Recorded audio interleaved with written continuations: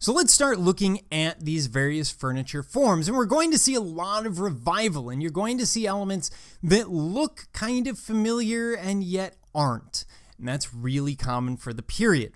So starting with Gothic revival. In England, what we're going to see is something relatively direct. So for example, here we see an example here from the actual Gothic period, and here's a Gothic revival chair of estate in both cases, or a wainscot chair. You could kind of argue it either way. So what you see on the original form is it tends to be clumsy. Things aren't as detailed and finished as we would like. These doors don't match quite as well as we might think. Whereas in the revival version, we have this incredibly fine, intricate carving incorporating things like dragons, which you would never see in the true English Gothic. We see the use of architectural backgrounds and architectural forms. Now that is something we see in the original English Gothic, but here it's going to be more detailed. We're going to see ideas like here we have sort of a heart form and this delicate floral tracery. Now they're going to mimic the linen folds that we see on the original, and those will be fairly straightforward. But again, when you look at this is clearly a lighter piece. Instead of a flat apron coming down to the floor, here we have something with an articulated apron. So they've cut it out a little bit. It's sitting on 4 feet, not on a giant base. You may or may not have storage under it. Now, when we get into the interiors in the English Gothic, you'll see that they kind of mimic parts of it, but not all of it. Here we see the use of rib vaults in the ceiling as a decorative form, and here very detailed rib vaulting that you would see on a Gothic cathedral, for example, in some of the complicated areas of the choir, but it's mimicked here in the ceiling. The floor, of course, those solid wood flooring with the rug underneath. The chairs have that X bracket form, but much more similar to the Glastonbury chair than the faldstool that we would see more commonly in the period. At least in these chairs, this one, of course, is a little more appropriate. So we're seeing updates and changes, but once again, it's very, very busy. This is the sort of thing that you walk in and your eye goes, I have no idea what to do or what to look at.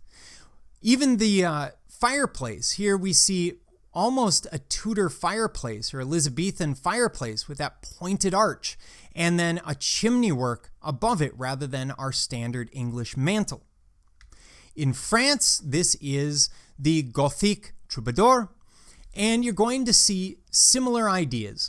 The furniture is going to have finer details and craftsmanship than what you would see from the true Gothic.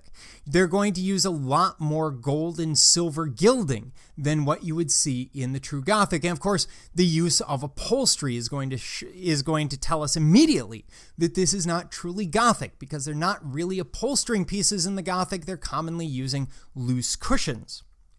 So with that in mind, let's look at the French Gothic interior, and here we see one. This one, of course, very, very busy once again.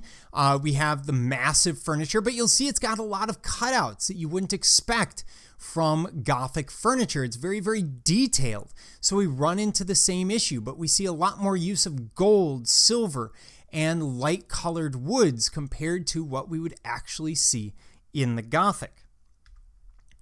Then in the United States, we see Eastlake. Now, Eastlake furniture, and we'll come across Eastlake at least one more time, but Eastlake furniture tends to be very geometric. You'll see a lot of triangles used as decorative schemes. You often see this low relief, which is either pressed in or shallow cut. Very, very simple. And here's that triangular motif that I'm talking about with Eastlake. Everything tends to be very geometric.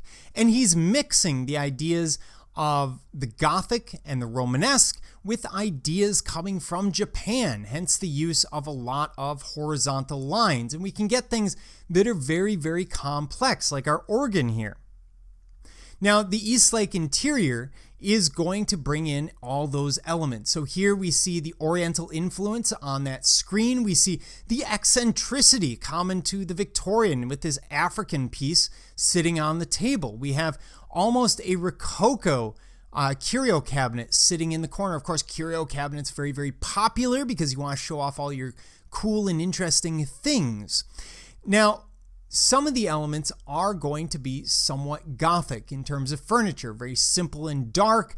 Others not so much. But remember, we're mixing styles in the United States on a regular basis.